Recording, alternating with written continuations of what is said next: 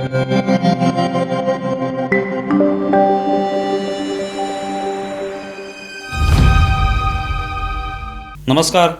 News डंकामध्ये मी महेश विचारे आपल्या सगळ्यांचं मनपूर्वक स्वागत करतो.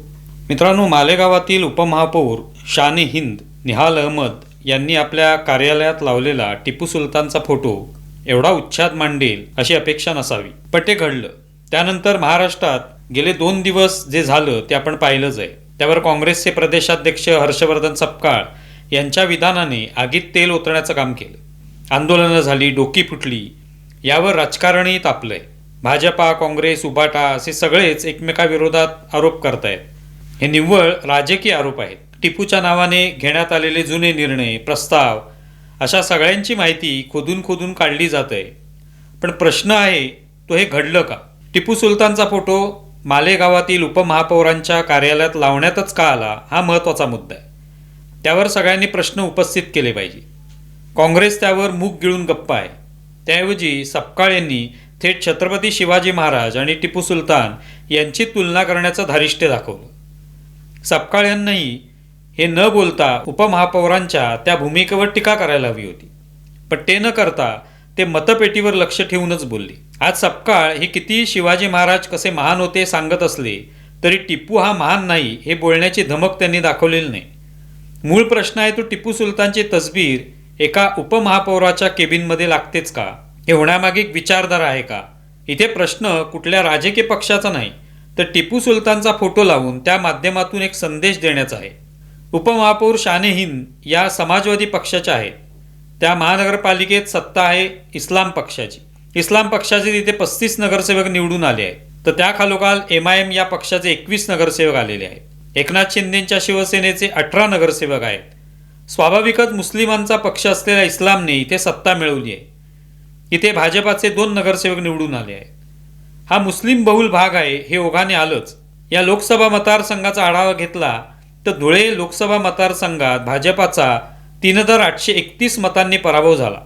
या मतदारसंघातील धुळे ग्रामीण, शिंदखेडा, बाह्य मालेगाव, बागलन, धुळे शहर या 5 विधानसभा क्षेत्रातून भाजपला 1,90,496 मतांची आघाडी मिळाली होती.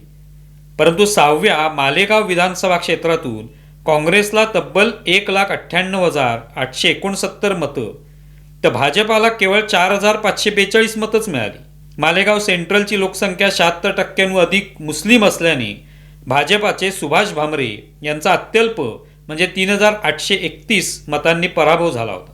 तेव्हा या भागातील या लोकसंख्येची भूमिका महत्त्वाची राहिली असणार. हा भाग मुस्लिम बहुल असल्यामुळेच तिथे टिपू सुलतानचा फोटो लावण्याचा विचार केला जाऊ शकतो असं म्हटलं तर त्यात काही गैर नाही. त्यामागे काहीतरी नक्कीच राजकारण आहे. टिपूला स्वातंत्र्य सैनिक दाखवून त्याचा फोटो लावण्यात गैर काय असा सवाल उपस्थित केला जातो. मुळात महाराष्ट्रात महापुरुषांची कमी नाही. छत्रपती शिवाजी महाराज हे महापुरुषांच्या यादीत अग्रणी आहेत. त्यांचा फोटो लावण्याचा विचारही या उपमहापौर करत नाहीत. पण टिपूचा फोटो मात्र आवर्जून लावला जातो. कारण आम्ही आमचे महापुरुष निवडू, त्यांचे फोटो लावू असे सांगण्याचा हा प्रयत्न आहे का? त्या उपमहापौरांच्या कार्यालयातील भिंतीवर अन्य महापुरुषांचे फोटो असते आणि त्यात टिपूचाही फोटो असता तर वेगळी गोष्ट असती. अर्थात त्यावरही टीका झालीच असती. पण इथे तर फक्त टिपू सुलतानचाच फोटो लावण्यात आलेला दिसतो. त्यामुळे यामागील कारण वेगळं आहे हे लक्षात येतं. हा हिंदूंना डिवचण्याचा प्रयत्न आहे का याची शहानिशा केली पाहिजे. कारण टिपूबद्दल कोणत्याही अस्सल हिंदूच्या मनात कधी आपुलकीचा भाव नाही. तुमचे महापुरुष वेगळे असतील, आमचा महापुरुष टिपू आहे हे सांगण्याचा प्रयत्न आहे का याचाही विचार केला गेला पाहिजे. खरं तर या परिसराची डेमोग्राफी लक्षात घेता तिथे टिपू सुलतानलाच आपला आदर्श मानणाऱ्यांची संख्या जास्त असण्याची शक्यता आहे. हे महाराष्ट्रासाठी दुर्दैवी आहे. आता यावर जे राजकारण चाललं आहे ते राजकीय भांडण आहे. त्यात पडण्याची आवश्यकता नाही.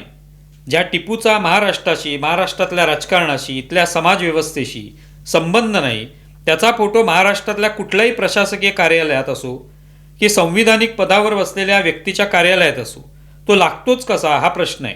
त्याने इंग्रजांविरुद्ध युद्ध पुकारलं हा काही टिपूचा फोटो भिंतीवर लावण्याचा निकष असू शकत नाही.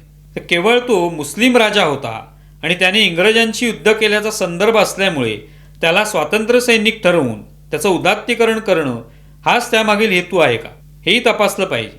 टिपू सुलतानचं इतिहासातील अनेकांचा खरा इतिहास समोर आलेला नाही. डाव्या इतिहासकारांनी तो इतिहास समोर येऊ दिला नाही, त्याला आपल्याला हवी तशी दिशा दिली. कालांतराने इतिहास संशोधन झाल्यावर इतिहासातील अनेक संदर्भ कसे चुकीचे होते हे कळायला लागलं. अशा चुकीच्या संदर्भातून टिपूला स्वातंत्र्य सैनिक ठरवण्यात आलं. फातिमा शेख नावाची महिला पहिली मुस्लिम शिक्षिका होती. हा जसा बनाव रचण्यात आला आणि ज्याने तो रचला त्यानेच नंतर ते मान्य केलं, तसाच आता टिपू स्वातंत्र्य सैनिक होता हा बनाव रचण्यात येतो आहे. पाकिस्तानात हाच टिपू लोकप्रिय आहे, आदर्श आहे.